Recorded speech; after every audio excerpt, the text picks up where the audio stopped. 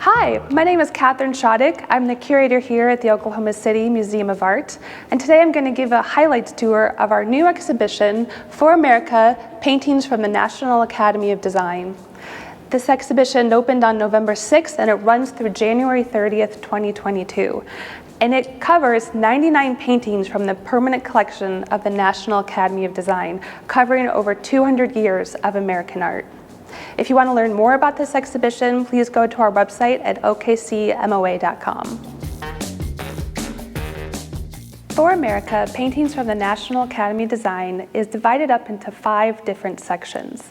The first section that we'll be looking at is called Founding an American School, and it explains what the National Academy of Design is and how it started. It was actually founded in 1825 by Samuel F.B. Morse, who you might know more as an inventor, the inventor of the electric telegraph and of course Morse code, but he was also a prolific painter. So Samuel F.B. Morse and other painters like Asher B. Durand founded the National Academy of Design in 1825 as a more honorary society founded by artists for artists. So every year, the National Academy of Design would nominate and elect new members into the Academy, and they would be known as National Academicians. So here's a little portrait of Samuel F.B. Morse, and you can see he's a very young man, only around 19 years old, but he's depicted himself as a very serious artist with his palette and brush, and he's looking out at the viewer, asking us to take him seriously as an artist. Each year, when a national academician would be elected into the Academy, there was a stipulation that they would give one of their works to the Academy's collection, and this is known as a diploma work. And then from around 1839 to 1994, academicians also had to provide a portrait of themselves, whether a portrait painted by themselves, a self-portrait, or painted by another artist. And this was called a diploma portrait. So we have pairings like this throughout the exhibition showing a representative work of an artist's type of painting or a portrait of themselves. So here we have this really nice pairing by Frederick Edwin Church. Here's his portrait by Edwin Harrison May, and then Church's landscape. And Church was part of the Hudson River School, the first school of painters in America, painting landscapes, mostly around the Hudson River Valley in New York, but they would also go out and explore the American West. So landscapes of the American West and portraiture were very kind of important genres in the early 1800s. So we've looked at portraiture and landscapes. Another important aspect of painting in the early 1800s was genre scenes, which means scenes of everyday life. Here's a really nice example of a genre painting by Winslow Homer. And this is a simple, small scene of a young woman playing croquet. And croquet was all the rage. It was a new game at the end of the 1800s. And he would go to his vacation summer home during the summer holidays, and he would paint kind of leisure activities of the upper class. He actually painted croquet scenes up to 5 times because it was such a popular game at the time period.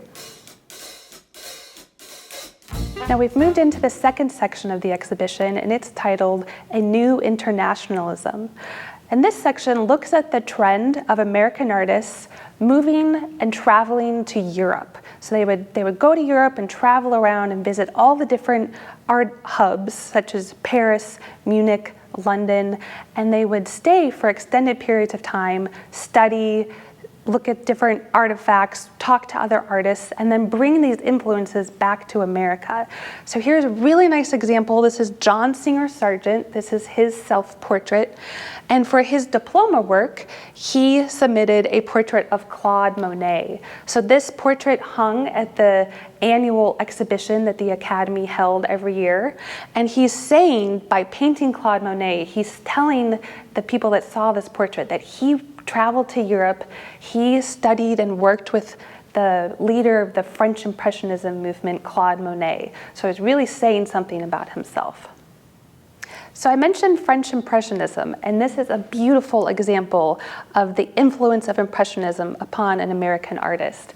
This artist is Robert Frederick Blum, And you can see how he's really tried to capture this fleeting moment of life, a scene that he witnessed. His two friends, the woman was an accomplished musician. She studied at the Munich Conservatory of Music, and then an artist friend as well. And he's shown them in a real moment of leisure, swinging on the hammock and smoking a cigarette. And then if you look at the foliage, when you see it up close, you can see the real effect of Impressionism, where the brushstrokes become looser, and he's trying to capture the effect of light, kind of a dappling of light upon the fabric and other materials. So here we have an example by William J. Whitmore. He painted Charles Courtney Curran, and you can see Curran, he's being depicted painting in the Louvre in Paris. So again, this idea of artists traveling to Paris and other art centers and studying the collection in the museums there. You can see this antique marble sculpture in the background, and he's busy with his palette and brush painting in the Louvre. Then we also have this example here of an artist in his studio. He's actually in his Paris atelier. So he's there in Paris. You can see the light coming in through the windows at the top, and he's showing himself as kind of a intelligent, contemplative artist, wondering what his next move will be for his painting. This is a painting by Henry Ossawa Tanner. He was the first African American to be accepted into the National Academy. He started painting around the New York City area, but he actually became an expatriate, and he moved to Paris, where he felt like he would be less racially discriminated against. He was the son of a preacher, and a lot of his works have these types of biblical themes surrounding them. This painting here is the Miraculous Hall of Fishes, but you can see, since he was living in Paris and surrounded by French Impressionism at the end of the 1800s, this heavy influence of Impressionism upon his style. And if you look really closely, you can even see this thick impasto, or kind of really thick layers of paint at the bottom, where it almost looks like an abstract painting if you look really closely, but then you zoom out and you get these beautiful colors and the effects of light upon the water. Now we've moved into the third section of the exhibition. This is called Painting America. And you can see a real shift in the collection of the National Academy. This is because around 1900, or before 1900, the Academy was only accepting artists from the New York City area. And they also were only culling artists from the previous year's annual exhibition. So this was very limited. Up until now, we've basically seen artists who were from the New York City area. Now, around 1900, they opened it up countrywide, so any artist in the United States could be nominated and elected into the Academy.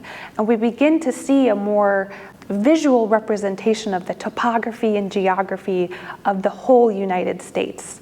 Now, for example, this is a painting by Daniel Garber, and he was part of the New Hope School of Art in Pennsylvania. So all these different artist colonies were popping up. He still considered himself an impressionist, but an American impressionist, and he was painting American scenes, such as in Pennsylvania. We also begin to see scenes of the American Southwest. Here's an example by Ernest Blumenschein. He's actually from Pennsylvania, but he relocated and moved to Taos, New Mexico, where he started the Taos Artist Society. He fell so in love with the colors and the landscape of New Mexico that he pretty much devoted himself to depicting these scenes. We have an example here of a later artist in 2005 showing how artists still today are still influenced by the landscape of New Mexico and the jewel-like colors that you'll witness.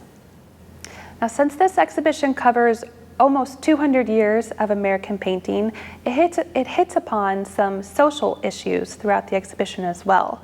For example, there's a section on the Civil War. There's also a section here about more urban issues, such as in 1929, the Great Depression. And this painting is called Unemployment by Paul Sample. And you can see how it's just a horde of people hanging out in this urban city scene with basically nothing to do. They're out of job, they're out of work, and they're hanging around trying to sell some wares, maybe lining up for a potential job. But for the most part, they're just out of luck and experiencing hard times.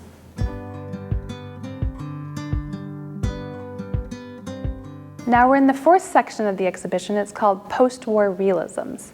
And this is looking at the years 1950s and 60s, where there was an influx of avant-garde movements in America, such as abstract expressionism by Jackson Pollock or pop art by Andy Warhol.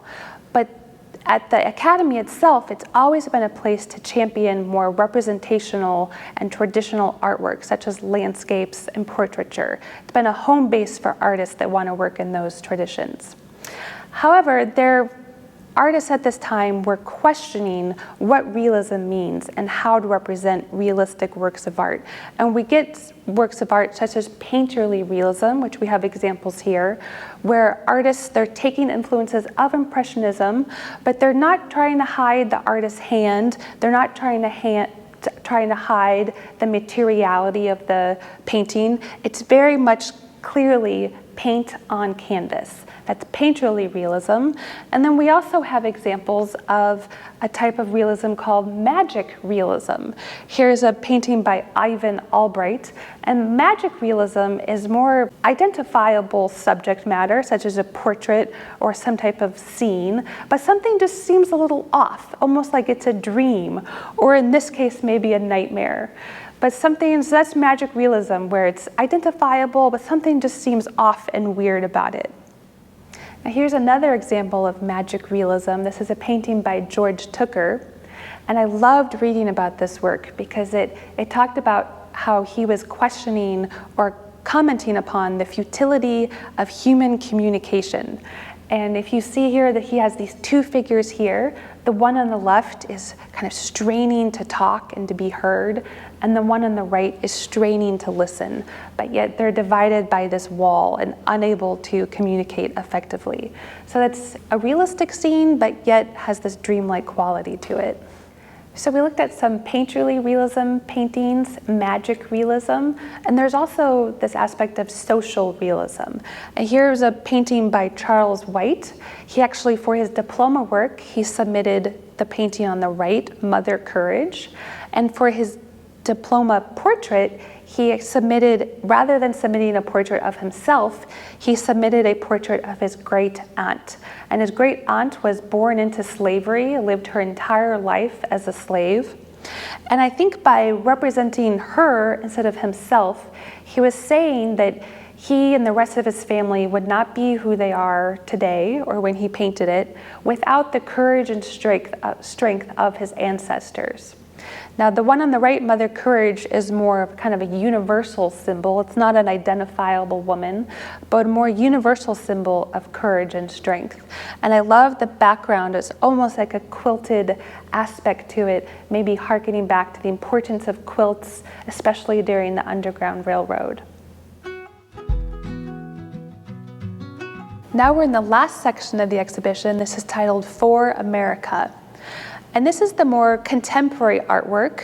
It's from about 1980s to the present day. And if we think back to the first gallery that we saw, where it's mostly portraits of older white males, this gallery is much more representative of how America looks today. It's more inclusive. We have women artists. This is a painting by Jaune Quick-to-See-Smith, who was the first Native American to become a National Academician in 2011. This is a work by her called Snake Dance. And you can see it has the kind of symbols of maybe a snake dance at the top, but it's more of a personal memory for her. She once said that she paints her diary. So we might not understand all of what she's painting here, but maybe we can bring our own memories to it and take something away from it.